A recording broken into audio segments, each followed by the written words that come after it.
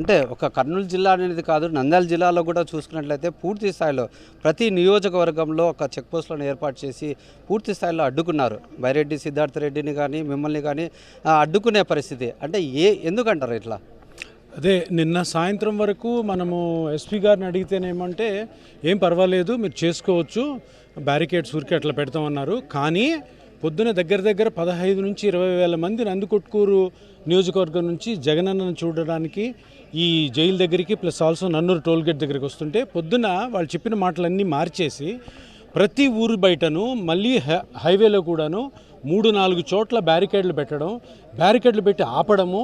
అది ఆపడాన్ని నేను సిద్ధార్థ రెడ్డి వాళ్ళతో ఘర్షణకు దిగి వాళ్ళు రిక్వెస్ట్ చేసుకొని ఘర్షణ దిగిన తరువాతే వాళ్ళు రిలీజ్ చేయడం జరిగింది. అప్పటికి కూడాను జనాలు తండోపతండాలుగా నందికొట్కూరు నుంచి దగ్గర 15 నుంచి 20 వేల మంది వచ్చారు. అంటే దీన్ని బట్టి మనం చెప్పేది ఏంటి అంటే జగన్మోహన్ రెడ్డి గారు ప్రజానాయకుడు, జగన్మోహన్ రెడ్డి గారు ప్రజల ప్రేమను పంచుకున్న నాయకుడు. ఎప్పుడైనా చంద్రబాబు నాయుడు గారు ఇటువంటి ర్యాలీ మనం చూసామా? ఎప్పుడైనా చంద్రబాబు నాయుడు గారు తెలుగుదేశం పార్టీ కార్యకర్త ఎవరైనా జైలుకి వెళ్తే ఆయన జైలుకి వచ్చి పరామర్శించడం మనం చూసామా? ఒకవేళ పరామర్శిస్తే ఇంతమంది ఉండడం మనం చూసామా? అది అందరూ తెలుసుకోవాల్సిందంటే జగనన్నకి ఇప్పటికి కూడాను మొత్తం ఆంధ్రప్రదేశ్లో ప్రతి ఒక్కరూ, అది వైఎస్ఆర్ కాంగ్రెస్ పార్టీ వాళ్ళు కాదు, తటస్థంగా ఉన్నవాళ్ళు కాదు, తెలుగుదేశం పక్కన ఉన్న వాళ్ళు కూడాను ఆయన అంటే ప్రేమిస్తారు. ఆయన అభివృద్ధి అంత మంచిగా చేశారు. ఆయన ఒక ప్రజానేత. తప్పకుండా 29లో ఆయన ముఖ్యమంత్రి అవుతారు. మీరు చెప్పండి, అంటే ఇన్ని ఆంక్షలు విధించినప్పటికీ కూడా ఇంత అభిమానం చాటుతూ ప్రజలు నీరాజనం పడుతున్నారు. ఎక్కడ చూసినా జన సమూహం అనేది కనపడుతుంది, ఆ అభిమానం అనేది కూడా కనపడుతుంది. ఏ విధంగా చూడొచ్చు అంటారు? ఇప్పుడు మీరే చెప్తా ఉన్నారు, అభిమానం అనేది కట్టలు తెంచుకుపోయింది. దాని గురించి ఎవరు ఎన్ని ఆటంకాలు ఎదురేసినా ఏమీ కాదు.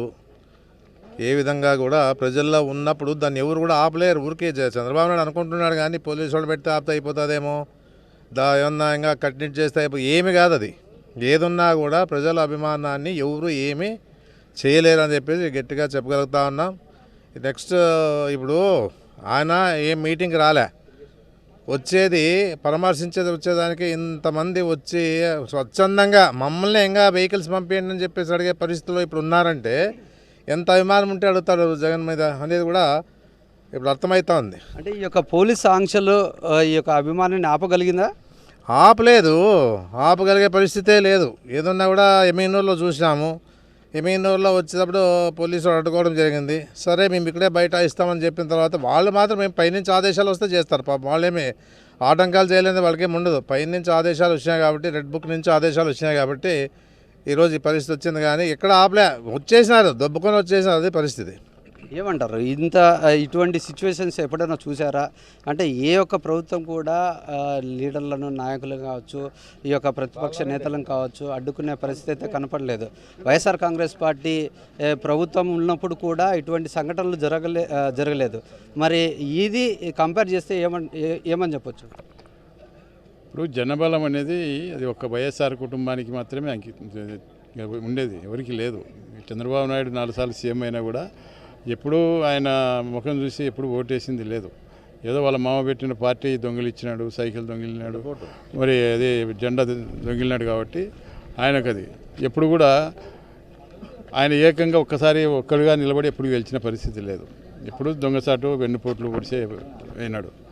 కాబట్టి ఈరోజు ఒక జనబలం ఉండే ఏకైక కుటుంబం ఈ రాష్ట్రంలో, ఉమ్మడి రాష్ట్రంలో కానీ ఒక వైఎస్ఆర్ కుటుంబమే. మరి దాదాపు 5 గంటలు కావస్తూ ఉంది ఎయిర్పోర్ట్ నుంచి ఇంతవరకు కూడా ఇంకా ఇక్కడికి రాలేదు. అంటే జనం విపరీతంగా స్వచ్ఛందంగా ఒక తెలుగుదేశం పార్టీ ఏదైనా మీటింగులకు పిలవాలంటే బిర్యానీ పొట్టాలు ఇవ్వాలి, మందు బాటిల్ ఇవ్వాలి, వాళ్ళ కూలి ఇచ్చి తెచ్చుకోవాలి.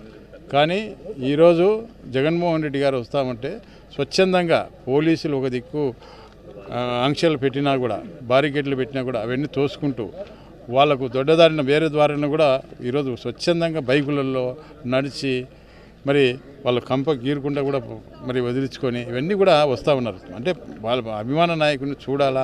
జగన్మోహన్ రెడ్డి గారి వల్ల ప్రతి కుటుంబము లబ్ధి పొందింది కాబట్టి గతంలో రాజశేఖర రెడ్డి గారి వల్ల ఈరోజు ఆ కుటుంబం అంటే ఎన్నలేని అభిమానం. మొన్న కూడా 2024 ఎన్నికల్లో కూడా ఆ కుటుంబాన్ని ఓడించే పరిస్థితి ఎవరికి లేదు. కాకపోతే ఈరోజు ఈవీఎంల ప్రభావం వల్ల ఈరోజు ఈ రెడ్ బుక్ రాజ్యాంగం ఇవన్నీ నడుస్తూ ఉన్నాయి. ఏదేమైనప్పటికీ కూడా మళ్ళీ జగన్మోహన్ రెడ్డి 2029లో ముఖ్యమంత్రి అవుతారు. ఈరోజు ఏదైతే ఇబ్బందులు పెట్టి కార్యకర్తలకు ఈ హింస పెట్టి ఈ జైళ్లకు ఇవన్నీ చేస్తూ ఉన్నాడో ఖచ్చితంగా దానికి వడ్డీతో సహా వాళ్ళ మూల్యం చెల్లించుకోక తప్పదు.